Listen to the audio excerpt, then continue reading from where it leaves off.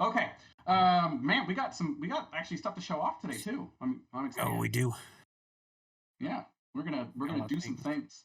Um, so let's just talk about. I've got a whole bag of things to talk about. So the first thing is hi everybody, and then the second thing is we want to talk about the announcement we made with the cosmetics and start to introduce you guys to the what and the why about that. And that's a great place to start. You guys are going to get to meet a new member of the Toka family who is going. His name is Glim, and he runs the Outfitters Emporium, which lives up on the second story of the Wenching Whale in Tidehaven. And as the game gets bigger and new lands come out, and you'll find other other wenching whales, and you'll find other instances of Glim. Um, he's got a little bit of an attitude, but it's awesome. So the first thing is I know that we've talked about cosmetics in the past. We've been like super transparent about that. But for new people listening in, I want to make sure that people are hearing this for the first time, or for the people rather that are hearing this for the first time, is like what our core value is and promise that we're keeping around cosmetics is they are just that. It is cosmetics. We will never be pay to win. You're not even going to find like XP boosting stuff like that. Like that's not what it's for. It is for it's just cosmetics for both armor, weapons, gliders, mounts. That kind of things are what you can expect for cosmetics to see in the cosmetic shop. Yes, you'll have different swords or different bows or different caster items, different types of armor, all that kind of stuff. So, but it is just cosmetics. In the future, you may even see like cosmetics around things like the backpacks and things that other players can start seeing on you and things like that. But for right now, just it's traditional, straight up weapons, armor, glider cosmetics is what you're going to see in there. Um, Yeah. and Well, I think we should as also explain that everything else in the game is also going to be just you can use it as a cosmetic. So our system under the hood is kind of similar to how things worked in what's a good example? Diablo, I think. I'm not yeah, certain. Where if you pick up a piece of armor, it is now accessible. Well, okay. If you equip a piece of armor, it is now accessible as a cosmetic item. So right. soulbound things that you might want to trade in the future once we have all of that set up will not become cosmetic unless you equip it so that you can't just go, here's this rare thing that I picked up. Now I have the cosmetic and I can go sell it. It's not gonna work like that. You have to equip it first. Yeah, you actually have to put that stuff on to get it. But yes, that Now you can play collection fashion mechanic. with everything in the game. Yeah, the more stuff you find, that gets added to your library of transmog cosmetics is is Mm. is the vibe. Um, Plus things that you can get, dungeon drops, things like that. And then there's going to be stuff that's just on the cosmetic store. There's going to be stuff that's part of, different packs that you'll be able to get when we have like, this pack of cosmetics or, this individual item or whatever. Um, as far as the why of cosmetics, number one, they're I enjoy them in every game, and number two, it is a awesome way to continue to support the studio. We've gotten so many people that keep asking us, well, what's the best way to support you guys? What's the best way to support you guys? And we had to lay a whole bunch of groundwork before we could put in a cosmetic system in order to even get that stuff to work. So it's been in concept for a long time, but now we're just finally able to do this stuff. That's why there's been no Patreon, none of that kind of stuff, because this is the intended point was to have an experience that was along these lines for that kind of stuff. And so This it's also lays the cool, it's groundwork for fun, it supports the uh, studio, and it supports social things, and that's yeah. the why. This lets us do our backer rewards and stuff too. These Yeah, systems under the hood sets up a whole exactly. bunch of things to be working the way Yep. that they need to for the game to function how we want. Exactly. Yeah, Did we we run. I mention mean, we go ahead. did we mention tokens? No, I'm doing that next. Okay, cool. Yeah. Okay, I'll let you. Thanks for the segue, buddy. So To our sponsor, Raid there's Shadow got Legends. to Sorry. be like one of the things we wanted to do was make sure that there's a way to just play the game and still participate in a cosmetic system. So it's not just all about like go give money, go give money. There's all the but that's not what it is. That's part of it. If you want to do cosmetics that way, that's there. We also want a way to do participation in game, and so we're going to be introducing a new currency into the game called tokens, just to keep the theme going, which you can earn through daily quests. So, and you'll be able to redeem those tokens for as cosmetic currency. So you have exactly tokens, and then so you'll have your there's of course the real money currency, the gems, for lack of a better word, like those, that's the main currency of the store for the items that you can purchase on the cosmetic store. And then there's also a price in in-game tokens, which you don't have to spend any money to do. You just grind them out. So that we're going to introduce that through the phase of daily quests first, and then weeklies, just to try and keep the activities going, so you can do that kind of stuff. So you'll see, even in the first content that's coming, you'll start to see dailies for things like killing Pinchy, or for getting gathering certain things from around, and bringing them to the cosmetic person, or the object is to have at least a few dailies in every single zone that you can go around and do your daily quests, earn your tokens for the day, and then weekly rewards as well for things like dungeons and stuff like that as we mature the system. Because just like everything else, this is this game is a game that's being it's being developed live. We're doing it in progress. Things start small and then they expand.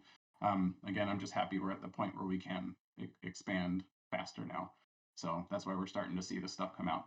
So as far as when for cosmetics, we are trying to get the first version of the store up in Tidehaven by the first of the month.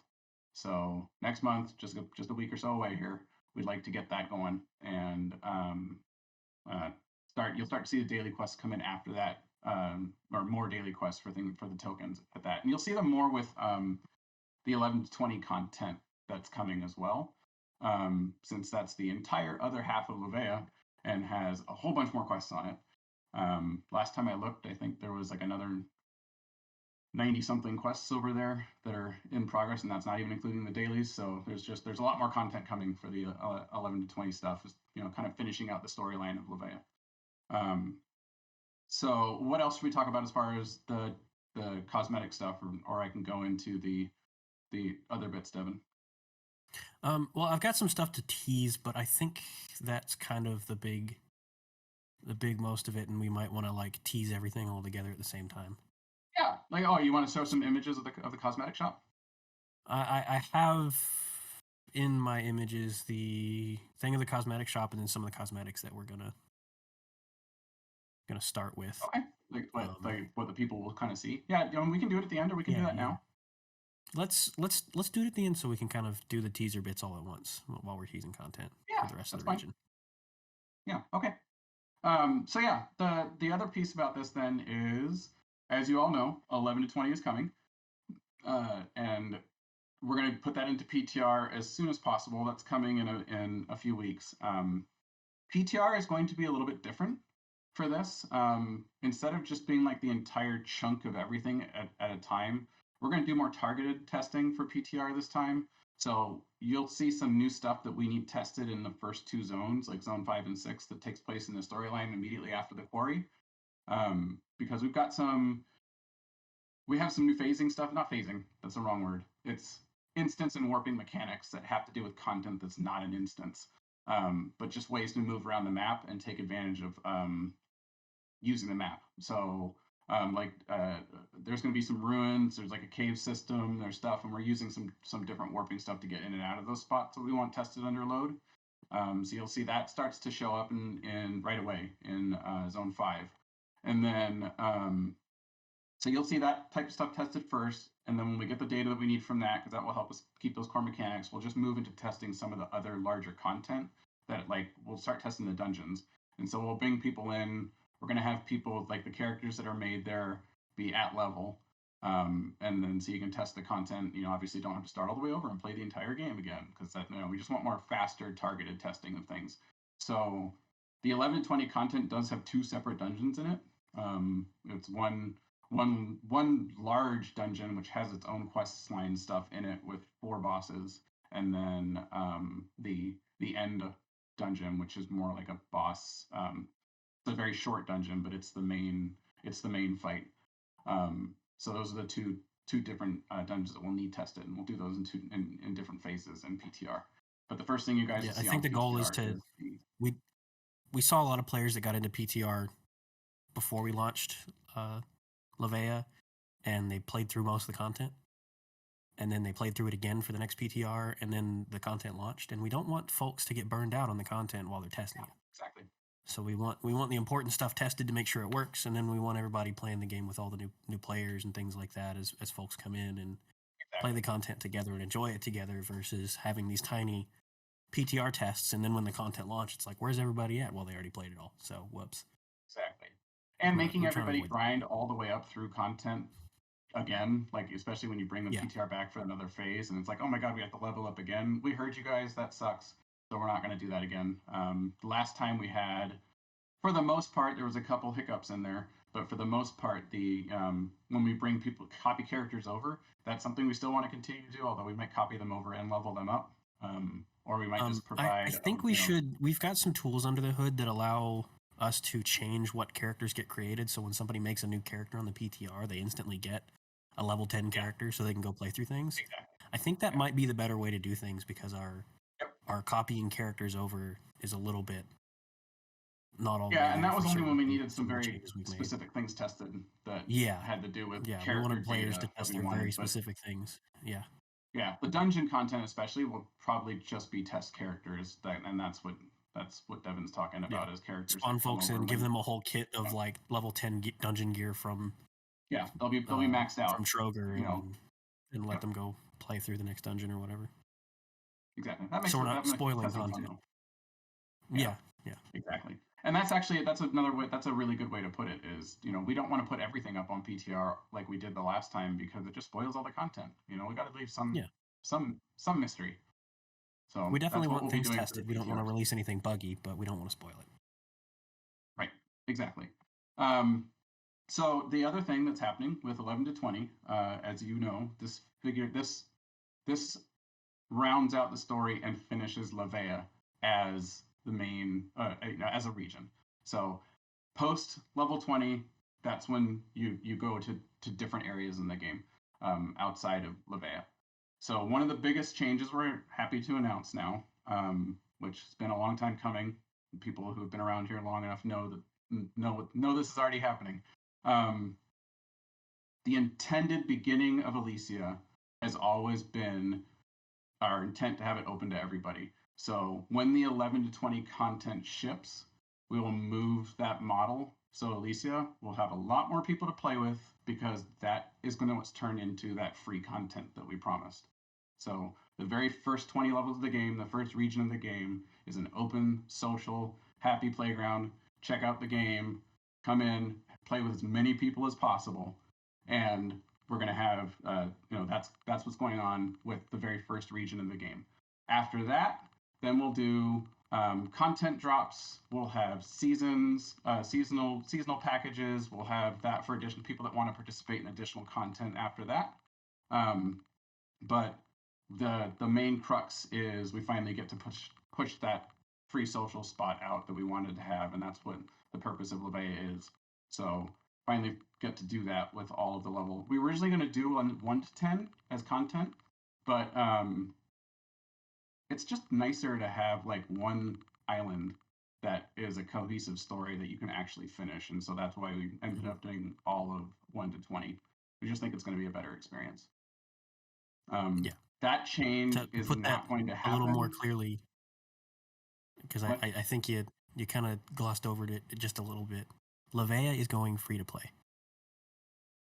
Right. The content for Levea is the free to play experience of Ilysia. Absolutely. Mm-hmm. Thank you for even saying that more clearly. But regardless, you made me lose my train of thought now.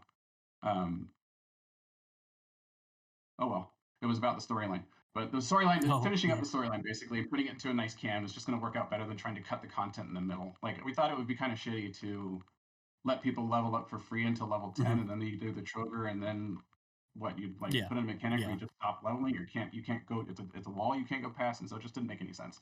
So that's Yeah. why we wanted The to do idea was to all of the as an island.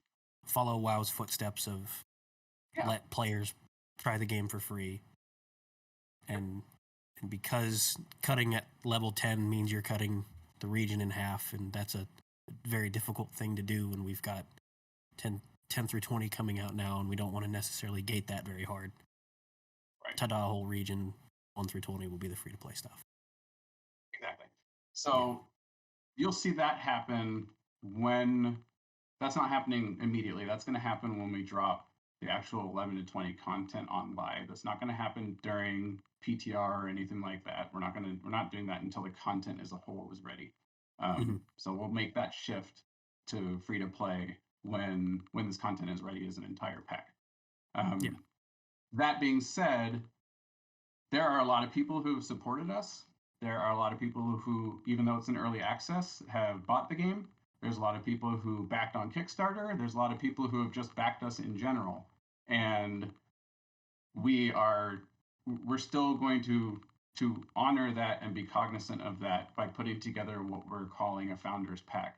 So regardless of the shift to free to play, regardless of redeeming keys, doing whatever, these packs of at least equal content as from a monetary perspective of the price of the game that was paid for during early access, since it's that content, will be given in a special cosmetics pack, be given in title, and for these cosmetics that you have, we're gonna show some of those stuff off, right? Don't you have that? A little bit of it. Perfect.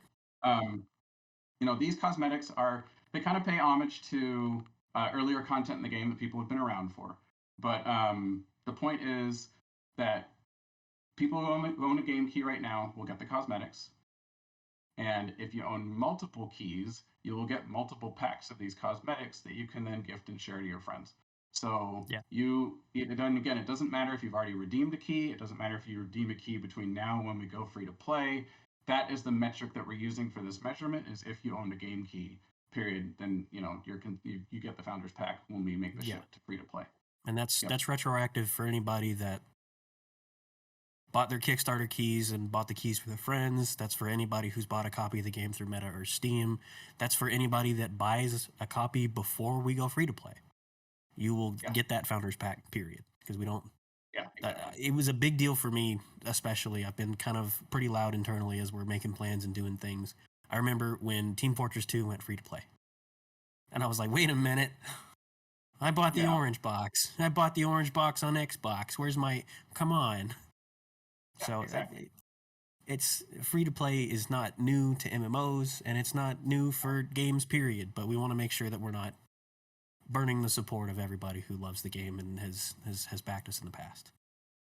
Right, and it's funny because a lot of the ideas for free to play stuff from an early content point of view, like being 1 to 10 or 1 to 20, and from 1 to 20 in our case, was a community driven idea, even all the way back from PA. They're like, this is the way that this game should be, and we've concurred this entire time. It's just in a manner of trying to get us there, with what we're doing. And it is the way of the world, as far as even from a business perspective. And my job here is how these games survive and how they keep going is through types of these things. You can either be free to play and have a good social experience and have a large user base and a cosmetic store, or you can drive for having a subscription model. Subscription model is a tough thing to do, and that's one of those things that really needs to be earned in trust and have a product that's super done and well developed and have content coming out like crazy to be able to justify a subscription based model. Yeah. Well, and We're not. I see a lot of That's not questions kind of rolling in about what's the plan for everything after Levea. And I think we're still kind of figuring that out a little bit.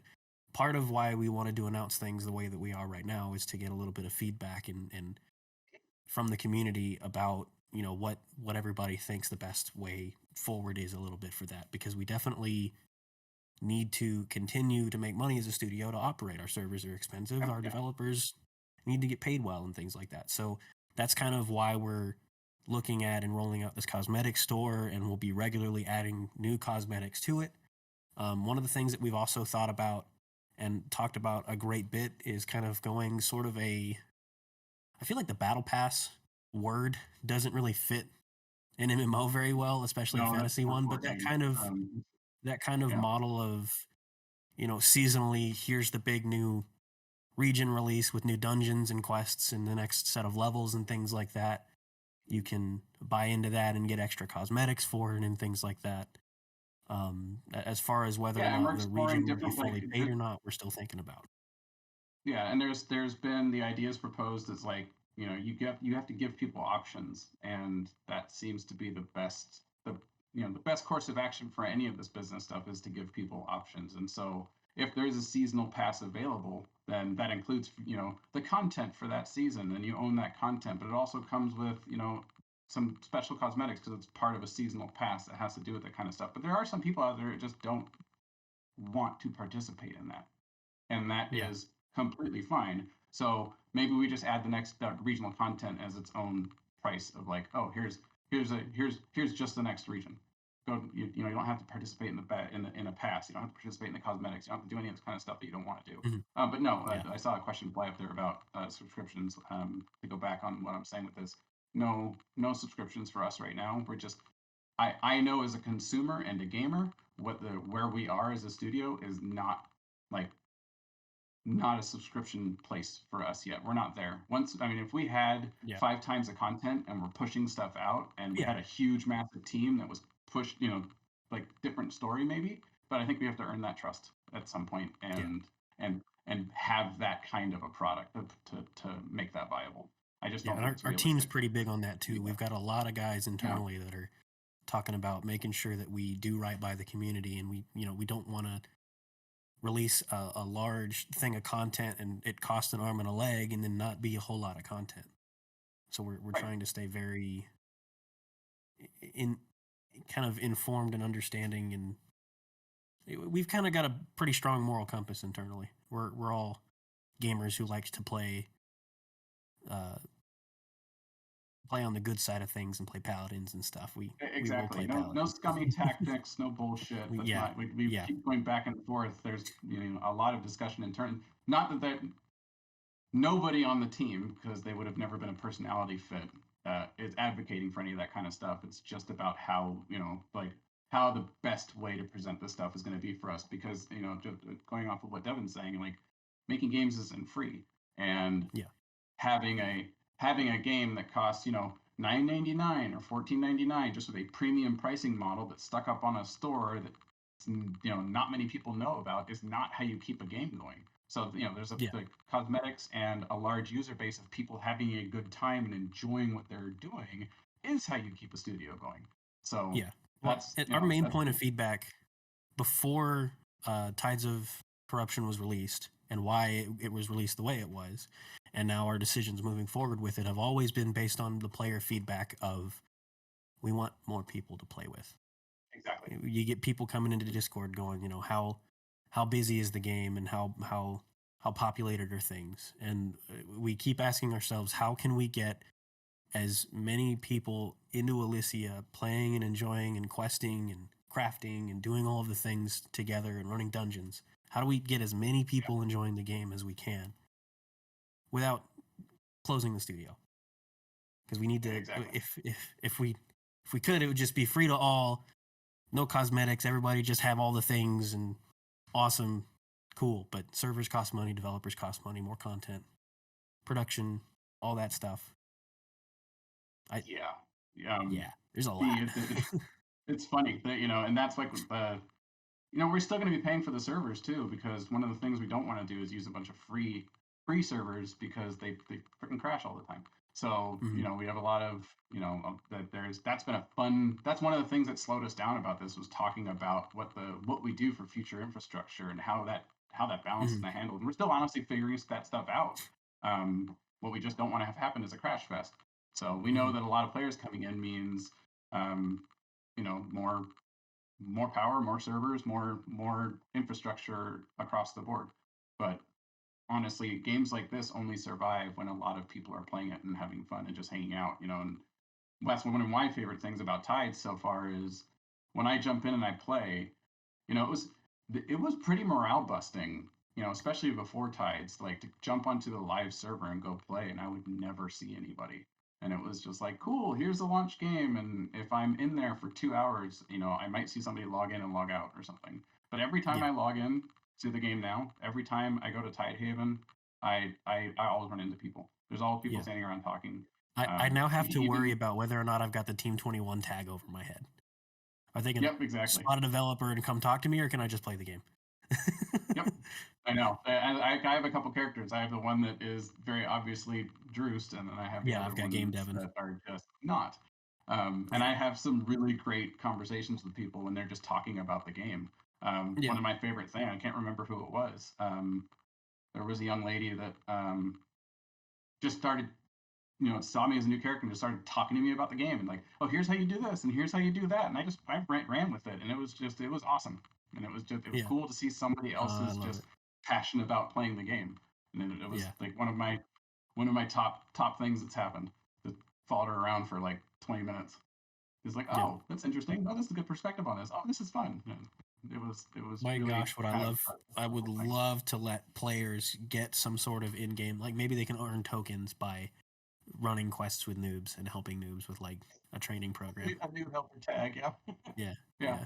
I mean, how do you turn that into a daily quest? Help a noob, and then you get Help a noob. you get tokens. Um, so this also dovetails into talking more about.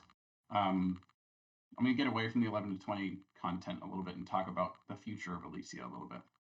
Um, Obviously, there's going to be more regions, more dungeons, and holy shit, more features. Some of the things that we try to get out, like the mount system, player trading. We've been recently talking about the banking system. We've talked about how to handle auction house, the in-game economy, fleshing out the rest of the guilds so the skills are working. There's a lot of stuff we're talking about internally that has like those core things are still a core value of ours that has to do with what do you do to make an MMO have all the pieces of MMO. PvP is a really important piece. Eventually, ranked PvP is going to need to be a thing. Leaderboards are going to be a thing. We're spending a lot of time internally talking about those things that kind of make a social game exciting. Because one of the things that makes VR awesome is the social aspect of VR. There's nothing quite like it. I mean, there's other computer games. There's flat screen socialization, but for me at least, and I think for everybody else that kind of been in it, the social aspect of hanging out and talking to somebody and just having a good conversation is kind of one of those things that makes VR special. And so, how do we harness that in Ilysia and still make that a fun part of the game? Because, like I said, I love it when people are just hanging around, even just talking. Being, whether or not they're sitting in the tavern or they're over in Tidehaven. And what that has done is also have us talk about the concepts of a hub city. So we're starting to think about how we're going to bring all the players together to when we have a multi-spoked ring of content of the different regions. Instead of having just Tidehaven be a spot, have a hub city that's more akin to like Ironforge and WoW or Stormwind or Orgrimmar, and just a place where people can kind of get together and do goofy shit too. So Yeah. how do you put physics in there? What can we do differently? Can we have balls you can throw around? Can we have a basketball game? Can we have different things that you can do for fun while you're waiting for your guild to get the rest of you guys to get on so you can go run a dungeon? So we're trying to think of like fun, cool social things to do.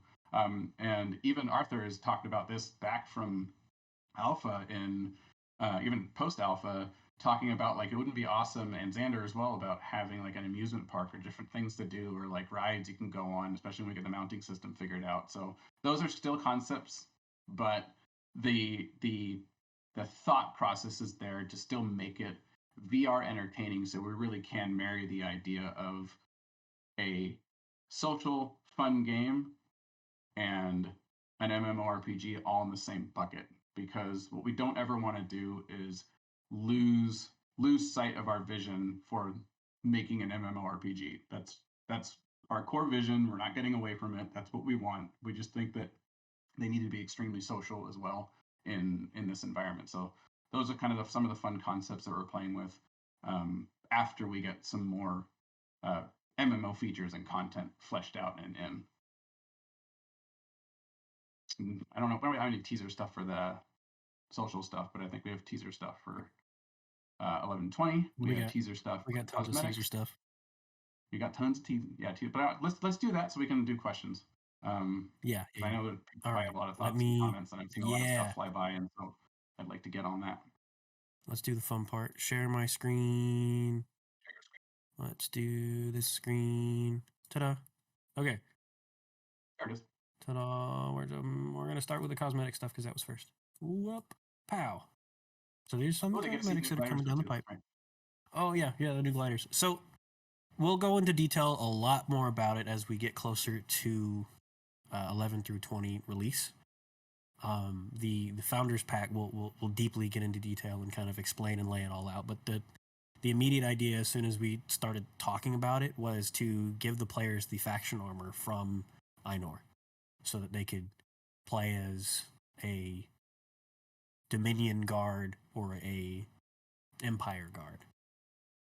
And these gliders are some of the concepts part of the set that we've been thinking about for it, as well as this armor that kind of ties in with the Leviathan that is going to be heavily themed in the 11 through 20 content. A lot of that content is going to be the end game almost. TM is going to be in the Leviathan, as well as some of these other adventure sets, including this glider that kind of fits that theme of these adventure sets down here. So that's some of the cosmetics. And I also want to point out that everything I'm about to show off is going to go on our new teasers channel, sneak peek channel that's here in the Discord stuff now. I've been slowly trickling things in there. Here, let me zoom in so we can actually see everything. Hey. There you go. Yeah. Embiggen, largen, fatten. Yeah. Cool. There's those gliders. And these fun adventure sets. Sweet. Okay. Let's go on to the next one. Ta-da. This is going to show off the Emporium. So because our Emporium is now in the Winching Whale, we've got tons of signs that kind of point to it because we love the personality of our Emporium Toka. So you can now see things. Here's those guard sets again. But we've got signage all over the place, and he will be in the top floor. Or not the top floor, the second floor of the Winching Whale. We people have already figured out how to jump up there also. So yeah, we mentioned a little while back that the some of the testing that we'll be doing during the PTR will include some of our new-ish sort of instancing but not instancing stuff. And the Emporium is one of those places, so that once you go inside the Emporium, you're the only one in there able to customize all of your stuff and go through the menus and things like that without being disturbed by other players standing in your interface and blocking all of your ability to do things. Because it is a large. You don't have a shot of the inside yet, but I don't have a shot of the inside. We're still decorating it. Yeah, when you go into the Emporium, what you use and what you see in front of you is you got a dummy of yourself and what you're wearing, and then you have the whole spiel in front of you that you can cycle through things you own and things you have. And it would be really annoying because it's not your own private screen. It would be really annoying if a bunch of other people were running around and jumping up in front of you and blocking your view. So that's exactly why. And people will remember these shiny handles that are on that door. From the cursed taverns of Ainur, getting killed by ratlings as soon as you touch in one. and then falling through the basement behind this one. Yeah. But the so you go in there. You're not actually instanced. Other people are there. You just can't see them. So you're not actually loading into a different map. We just had to do it a different way. But yeah, there's kind of a different way to use. There's the Emporium that you have in front of you, which is a storefront, and there's also the way you can flip through stuff that you have, and you can view that in your codex.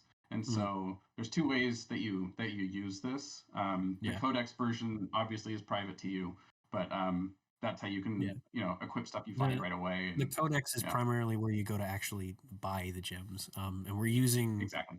Meta and Steam's interfaces for all of those things. So whenever you click the buy gems, it will bring up the store Right. on Steam, where you can then select the amount of gems you want to buy and use their interface for it. Same with Meta. I think we're all familiar with buying shiny rocks a little too much. Yeah. Yeah, that flow will work just like that. And then when you see something in the Emporium and you're like, I want to buy that, and you hit the purchase button, you need to buy the gems and whatnot, it'll pull up your codex and help you out and do all those things. Unless Cool. you have tokens. Right. Unless you got token. Yep, exactly. You don't have to buy them. You can collect the in-game currency as well. Yeah. Oh man, my image. Here's a teaser of one of those dungeons. Oh, I was going to save this till the end. Okay. You jerk. Gone. It's gone. It's gone. It went away. No, let's talk about it. Let's do it. It's back. Teased it. Okay, so we're skipping to the end. This is one of the 2 dungeons that you'll see coming up. And it's no secret to people that have been following the teaser the teasers of the storyline and paying attention to what Bellamy is doing and why we're doing what we're doing as the player characters in Levea. This dungeon, I'll just tell you the name of it. It's called the Ruins of Ainur for a reason, and it is you coming back to take care of some stuff, and it's a 4 boss dungeon, and I'm not gonna spoil what you need to be doing here, but or the why. It's part of the main story that you get to flesh out. You'll see this dungeon pop up right around level 18 or ish right now is when you get sent here. You got a very specific list of tasks to do in this dungeon. It is much larger than the Trover Cave, because it's got, again, more bosses, it's got more things to do, and kind of its own little integrated storyline. So it's almost a we don't have a teaser tiny for the Levea second with its dungeon. own quests. Yes. Exactly. There's actually this dungeon's large enough that it has its own quest. Yeah. Which is cool. Well, technically, the teaser for the other dungeon is behind you on your wall in the banner. Ooh. Leviathan. This banner? Yeah. No. The Leviathan. Sort of. Kind of. Sort of. That's it. Yeah. Yeah. The Leviathan does play an important role in the storyline. But the very very very final dungeon is going to be, I'm not going to spoil it. It's a return to a foe of old, and then. Oh, you're right. I keep thinking about the Leviathan as a dungeon, but it's less of a dungeon and more of a hub. It's a hub. Yeah, it's a hub. But I don't want to. It's like you're going to make me talk about the story. I don't want to talk about it. People are going to figure it out organically. Yes. Yes, but when people start to figure it out anyway, as soon as they do the 5 to 6 content on PTR. We do have the new cave. Okay. Speaking about the 11 to 20 contents in zone 5 and 6, we have new caving systems, and one of those caving systems you're going to make a journey to right away that we need tested. This takes place, this storyline, in zone 5. Just a little trailer of kind of large places in the first zone. That's one of the things we need testing, is this phasing in and out instance, but not quite an instance stuff. For people who are arachnophobic, we apologize. Spiders have returned to the game.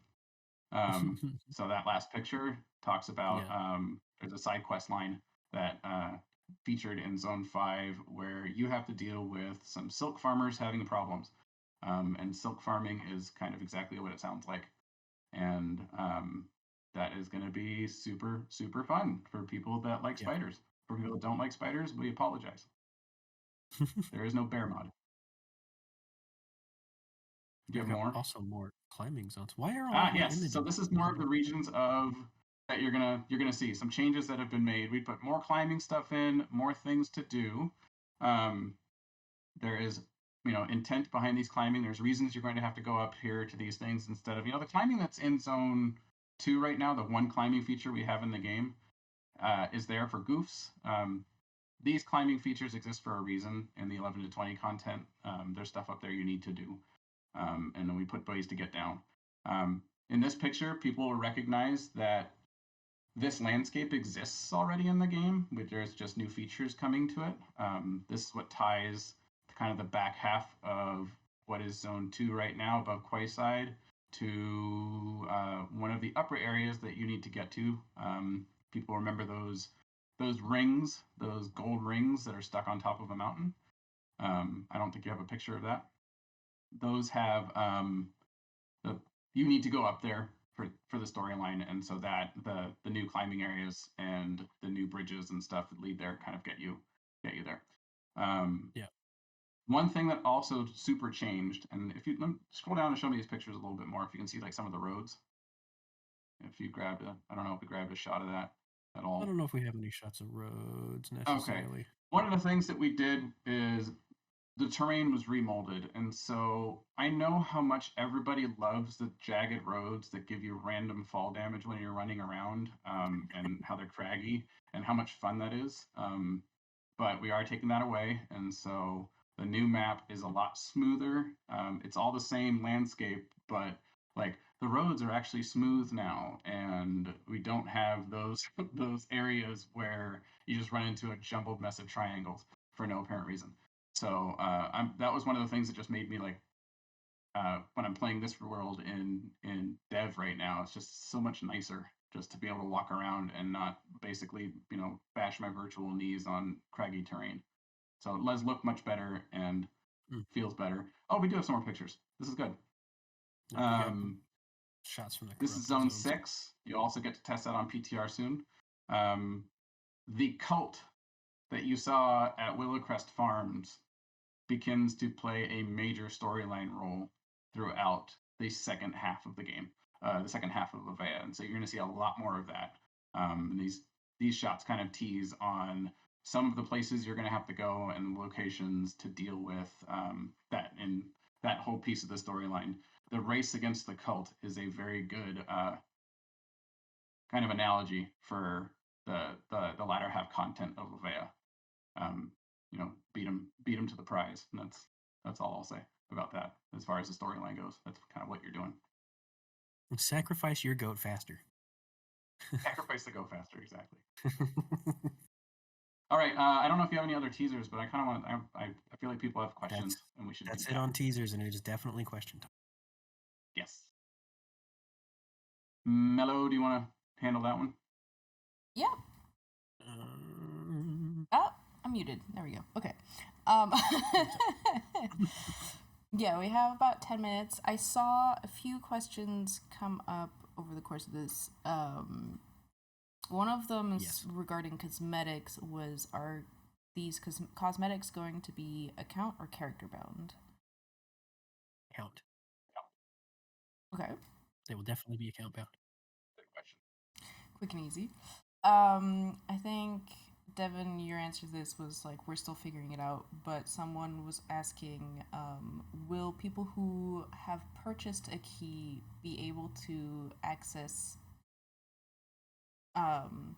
the game past the free-to-play section, included in the key, or will they have to purchase it like everyone else?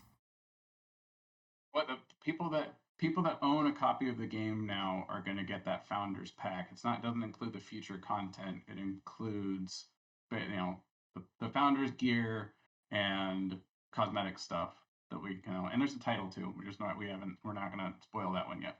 But there's a title that comes along with it too for being like one of the OGs.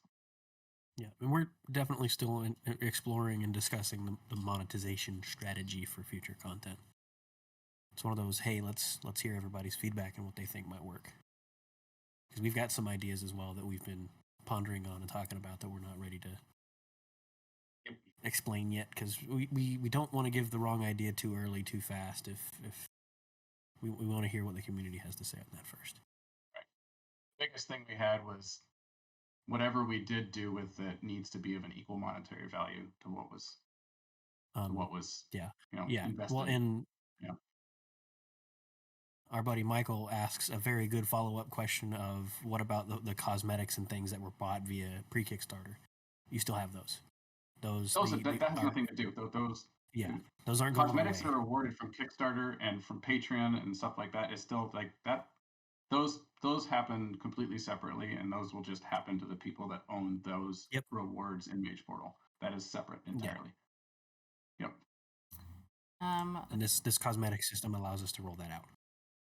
Yeah, we had to have a cosmetic system in the first place to make any of that real, and so this is just progress towards that. Let's see. The current conversation talked a bit about about Melee, but I did have some from the Tavern Talks forums here. And I saw someone also ask in the Tavern Talk chat here, will there be a purchasable expansion to expand guild size? Because some guilds are already reaching the 50 player limit. We talked brought up more than the once. Internal discussions around that haven't been around buying that. It's just been about making it bigger. So So we have a current limitation that we talk about internally quite a bit of. Our guild chat it's open to everyone in the guild, and if you have 100 players on it all at the same time, awesome, we're doing a great job and everybody loves the game. Hell yeah, let's go.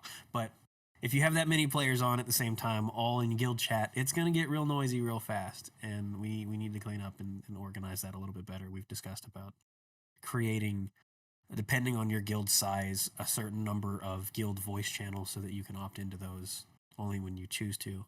And then if you see your friends in the guild voice channel, you can go hop in the guild voice channel and talk to them. But that's kind of the big extra solve that we're thinking of, because right now the limitation is just a number that we set the value of internally right now. Right. We have to make sure we're thinking about the design and how it works. Multiple people have mentioned it. Like, I can't put more people in my guild, and this is stupid. So, yeah, we agree. But no, it wasn't something. I don't think it was in the cards for us to monetize or gate guild size behind a paywall. I personally think that's kind of stupid. Yeah, the guy's changed his name a couple times, but Daisuke is his current, I think. He's not in here right now, but he, as soon as Levea launched, the first thing he did was go and add every player he encountered to his friends list, and was trying to literally get every player in the game on his friends list. And I wouldn't be surprised if he would invite them all to a guild too. That's amazing. Yeah, it was pretty awesome. He had several hundred players in his friends list last I saw him. It was a bit wild. That's a good way to test that. Yeah, it's a good way to break it. Find out what needs fixing.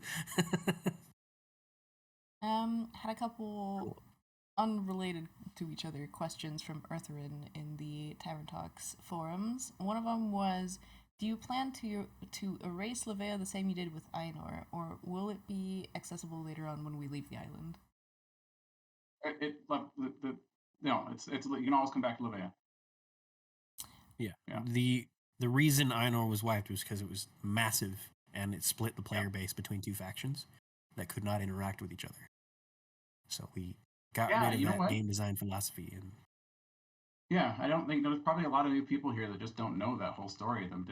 The destruction of Ainur was because of a technical reason that was not scalable for the game. The region was simply too big. And didn't fit what we needed to do or what we could do, and so we have to have these smaller pockets going forward. And it happened to fit the good storyline for it to be blown up anyway. Don't get me wrong, as the game changes and gets bigger and we add more regions, we're always going to be chasing that. How do we keep them, populated so that there's not big, massive empty areas with like 5 or 10 players spread out between islands? But that's and the factions will be coming back in a form like that.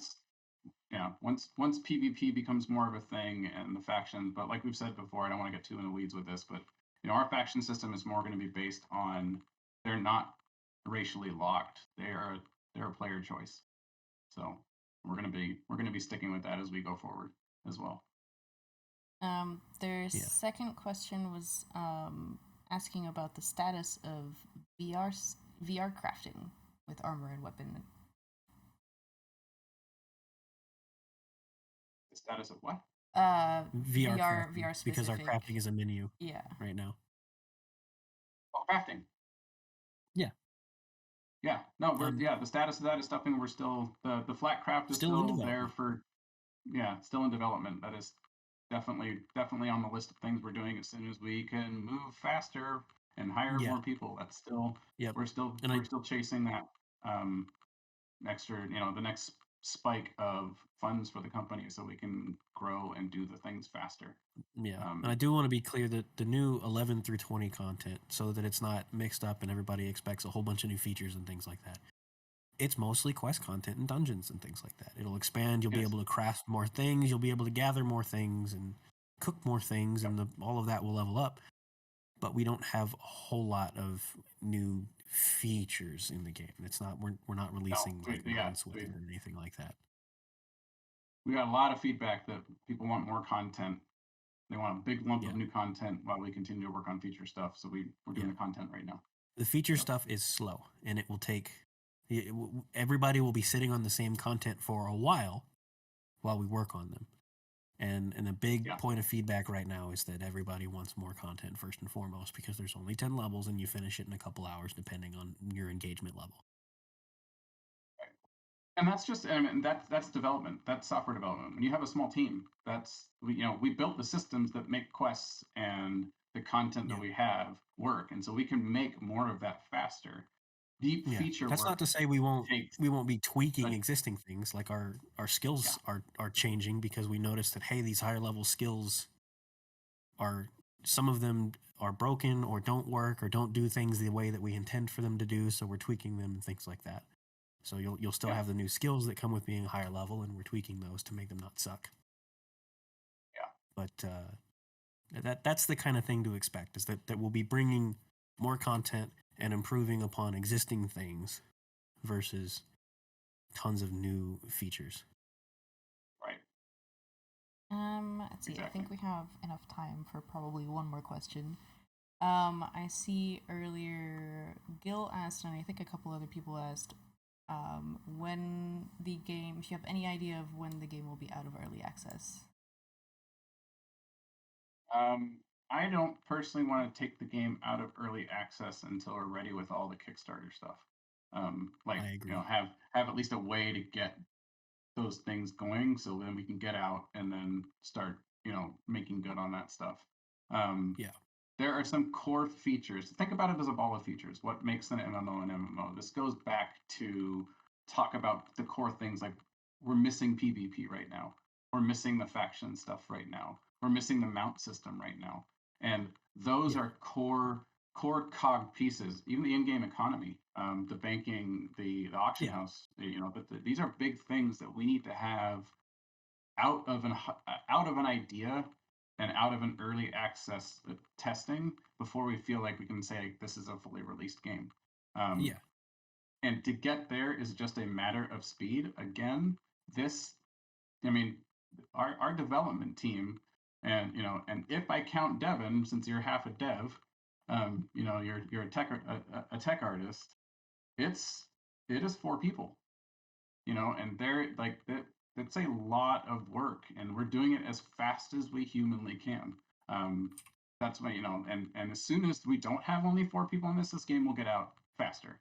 And again, this just loops back to, that's why we need to do stuff like the cosmetics. That's why we need to get more players in here, is because we want to add the features that we're missing and improve some of the features that we have. Just in 2 of the class improvements that we just want, like melee is a big one for multi-target enemies, better reactions to being hit, and things you have to do. So it's not just movement based, but like targets you have to hit, stuff like that.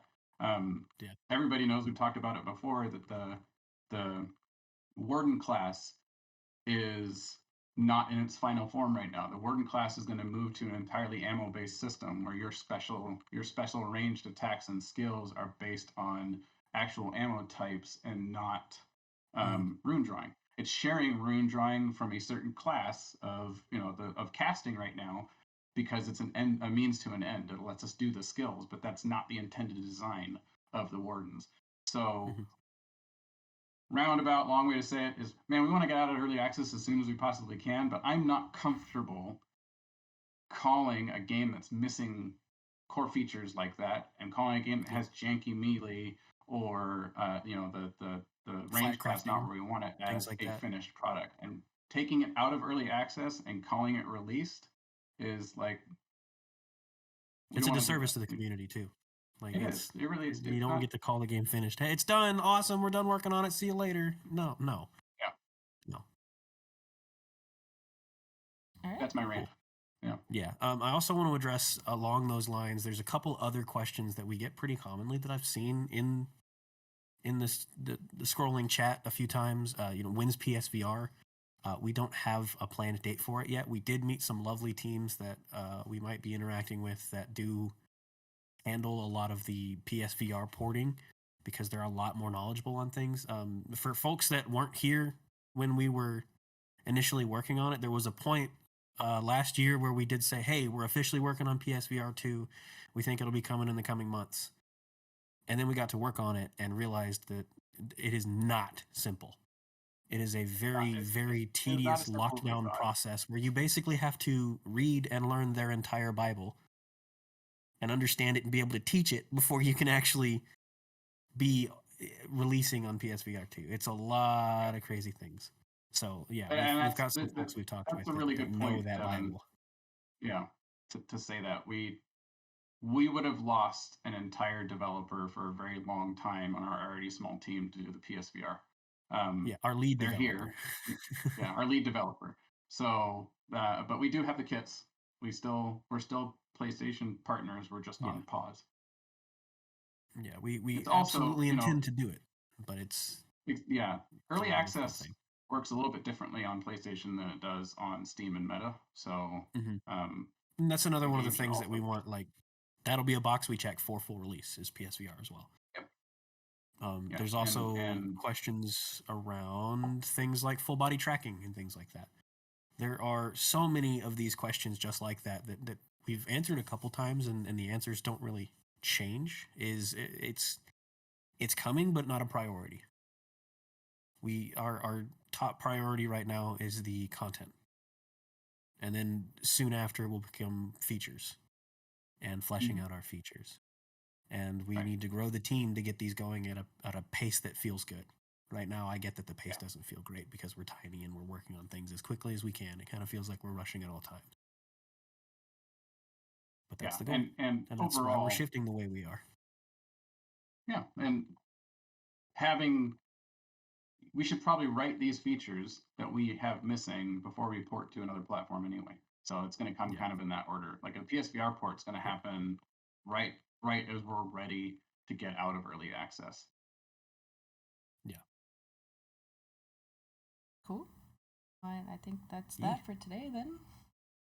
Yeah, I think we're at time. I look forward to discussions about all the things and this and that. I bet there's going to be a lot of folks talking about, for lack of a nicer way to put it, monetization strategy. Chatting about feelings and things like that. Yeah, I think that thread is because that's never dying. It keeps getting revived every so often. Oh, there is that thread about suggestions, ideas. Yeah. There's Demethiel's. That's like one of the best things about this, though, is that it's suggestions and ideas that people are having to continue to support the vision. And it's great.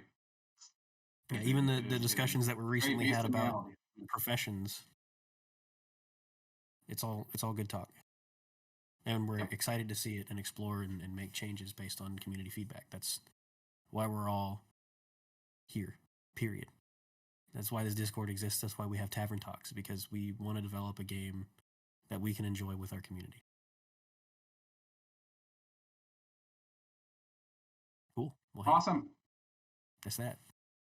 Break. Thank you, everybody. Appreciate y'all. Hey, if you see me in game, come say hi. I always enjoy chatting with you guys. If you can find me in game, good luck. Devin hides. I don't prove. Yeah. All right. Bye, everybody. All right. Thank you. Thank you. Thanks, guys. Peace, gamers. Yep.